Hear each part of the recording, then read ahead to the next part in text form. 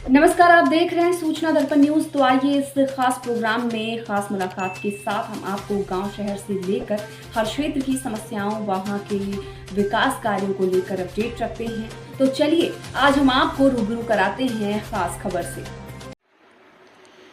नमस्कार, आप देख रहे हैं सूचना दर्पण न्यूज का खास प्रोग्राम खास मुलाकात। आज हमारे साथ खास मुलाकात की कड़ी में है, अगर बात करें ग्राम पंचायत दुल्लापुर कैरी की, तो यहाँ से हैं सरपंच पद पे श्रीमान अशोक कुमार जी। तो आज इनसे चर्चा करेंगे कि जिस प्रकार पंचायती राज में और राजनीति में आने का इनका जिस प्रकार क्या मुख्य कारण रहा, किस प्रकार रही इनकी राजनीतिक पृष्ठभूमि, और विकास की बात करें तो ग्राम पंचायत में किस प्रकार हुआ और क्या क्या रही मुख्य रूप से समस्याएं। तो सबसे पहले तो अशोक जी, हमारे चैनल में स्वागत है आपका। धन्यवाद आपका।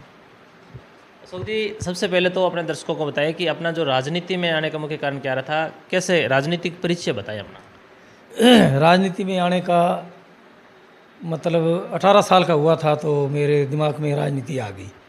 पैतृक मेरे पिताजी 3 बार सरपंच रहे हैं, न्याय पंचायत के चेयरमैन रहे हुए हैं, और ताऊ जी जो मेरे चौथराम जी सेवक हैं, उन्होंने रिफ्यूजी हिंदुस्तान पाकिस्तान से आए थे।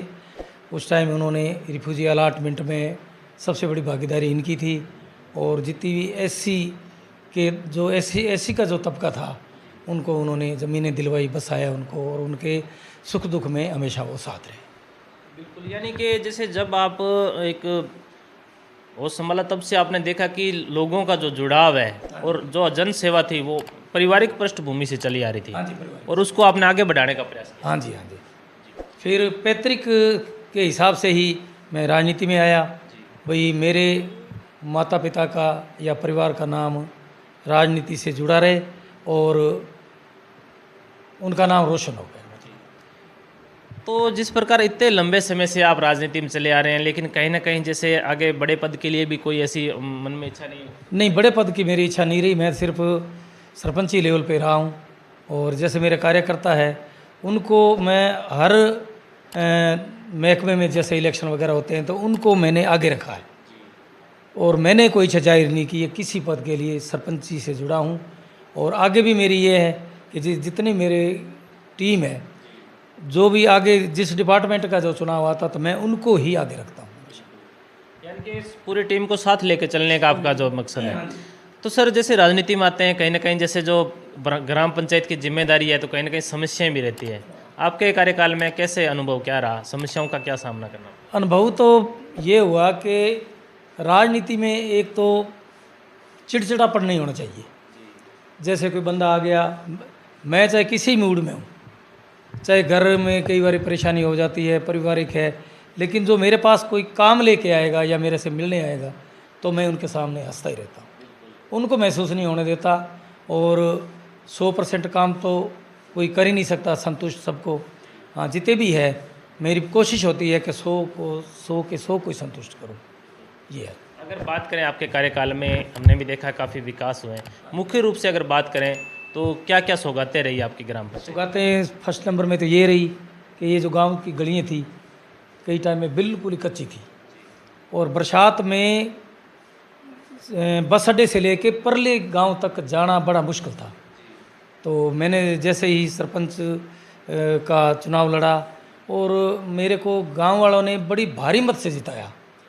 1000 वोटों से तो मैं प्लस हुआ हूँ।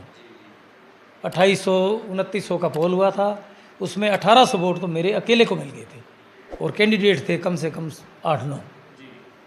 तो मेरा सम्मान किया गांव वालों ने। मैंने बड़ी खुशी से फिर काम शुरू किया। तो जितनी भी सड़कें हैं वो मैंने इंटरलॉकिंग वगैरह करवाई। पानी की निकासी नहीं थी छपड़ों में, गंदे पानी की, तो मैंने इंटरलॉकिंग के साथ साथ ही नालियाँ बनवा दी। तो पानी की निकासी बहुत बढ़िया छपड़ों में हो रही है, और मतलब बरसात में अब किसी तरह की कोई समस्या नहीं। मतलब कहीं ना कहीं देखा गया कि जैसे बरसाती मौसम में जो परेशानी हुआ करती थी वो अब बिल्कुल ख़त्म हो चुकी है। बिल्कुल। सर साहब, अधिकतर जैसे कहीं ना कहीं जैसे पेयजल की सुविधा का या बिजली की सुविधा का भी अभाव रहता है। मूलभूत जो आवश्यकताएं हैं लोगों की, इनका लाभ कैसे मिलेगा? जो जीएसएस पावर हाउस जो बना था दुल्लापुर केरी में, वो मेरे ही पीरियड में बना है। तो पहले हमारे लाइट की बड़ी दिक्कत थी, 6-6 घंटे तक कट लगता, क्योंकि वो लाइट मेरी आ रही थी खाट लबाना से। तो वहाँ से कट लगने के बाद में लाइट का तो मतलब ही नहीं था। जब से ये जीएसएस हुआ है तो हमारे यहाँ 24 घंटे लाइट। पीछे अगर सूरतगढ़ थर्मल में मतलब पीछे जो बड़ी लाइन है उसमें अगर कोई दिक्कत आ जाए तो लाइट का कट लगता, नहीं तो हमारे लाइट की पूरी सुविधा है एकदम।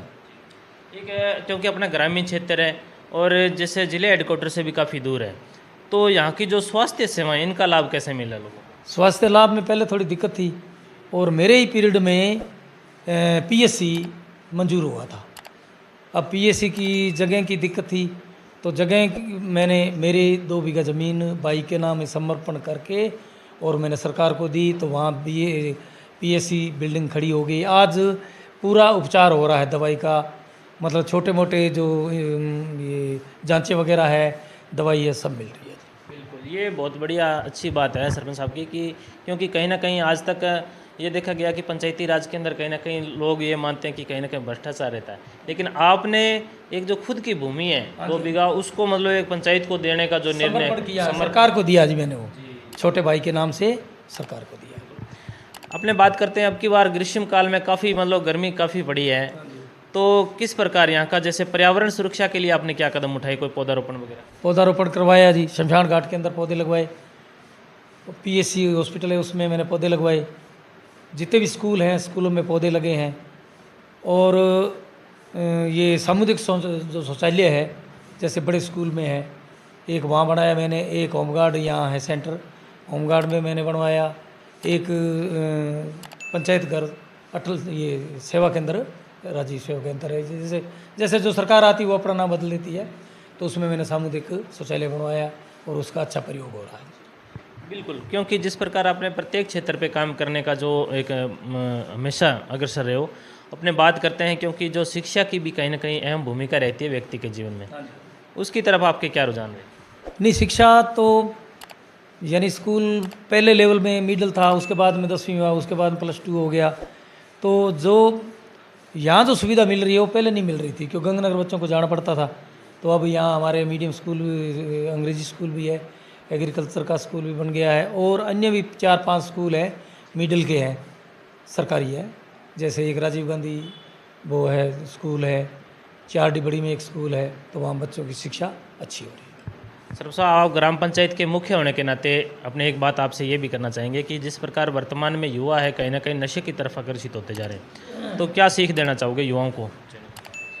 युवाओं को नशे के बारे में तो जैसे कोई अभियान है या कैंप है या स्कूल में है तो वहाँ जाके हम स्टाफ से चर्चा भी करते हैं और बच्चों को समझाते भी हैं, लेकिन नशा कुछ एरिया में थोड़ा ज़्यादा हो गया है। कंट्रोल तो हो रहा है लेकिन धीरे धीरे होगा। सरकार भी इसके बारे में बहुत कुछ कर रही है, नशे के बारे में पुलिस डिपार्टमेंट है वो भी सतर्क है इसमें, और जैसे बीएसएफ हमारे मदनलाल चौकी है, बॉर्डर पे ही है, तो उनका जो कमांडेंट है या कंपनी कमांडर वगैरह है वो भी इस बारे में प्रयास कर रहे हैं।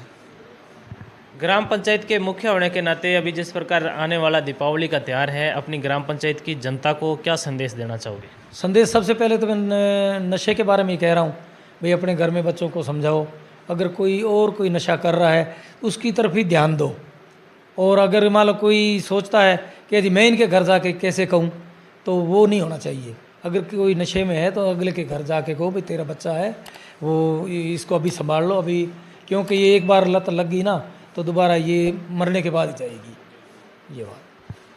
तो सरपंच साहब, जैसे अभी अपने विकास के बारे में बात हुई, और आगे आप जिस प्रकार अपनी ग्राम पंचायत को किस रूप में देखना चाहोगे? ग्राम पंचायत को तो बड़े मैं शौक़ से सेवा कर रहा हूँ और निस्वार्थ भावना से बेदागा हूँ बिल्कुल। मेरे पे किसी तरह का 1 रुपये का भी लक्षण नहीं है। 2 बार सरपंच रह गया हूँ, पहले मैं हार गया था, हारने के बाद में जनता ने मुझे इतना मौका दिया कि बहुत अच्छे वोटों से जिता के, और मेरा सहयोग भी किया काम में भी, जहाँ भी मेरा जैसे वर्क है गांव में तो मेरा बड़े सहयोग से उन्होंने काम किया। तो ये थे हमारे साथ दुल्लापुर कैरी के वर्तमान सरपंच श्रीमान अशोक कुमार जी। इन्होंने बताया कि जिस प्रकार ग्राम पंचायत में प्रत्येक क्षेत्र में जो विकास करवाने का इनकी जो इच्छा थी वो कहीं ना कहीं उसमें ये सक्षम भी हुए हैं और पूरा विकास भी करवाया, और बच्चों को नशे से दूर रहने का इन्होंने एक सीख दी है। तो सरपंच साहब, हमारे चैनल में 10 मिनट टाइम देने के लिए बहुत बहुत धन्यवाद। ठीक। तो अब तक के लिए इतना ही। हम आपको गांव शहर से लेकर हर क्षेत्र की समस्याओं और वहां के विकास कार्यों को लेकर रखेंगे अपडेट। तो देखते रहिए सूचना दर्पण न्यूज़ और हमारी वीडियोस को लाइक, शेयर व चैनल को सब्सक्राइब जरूर करें।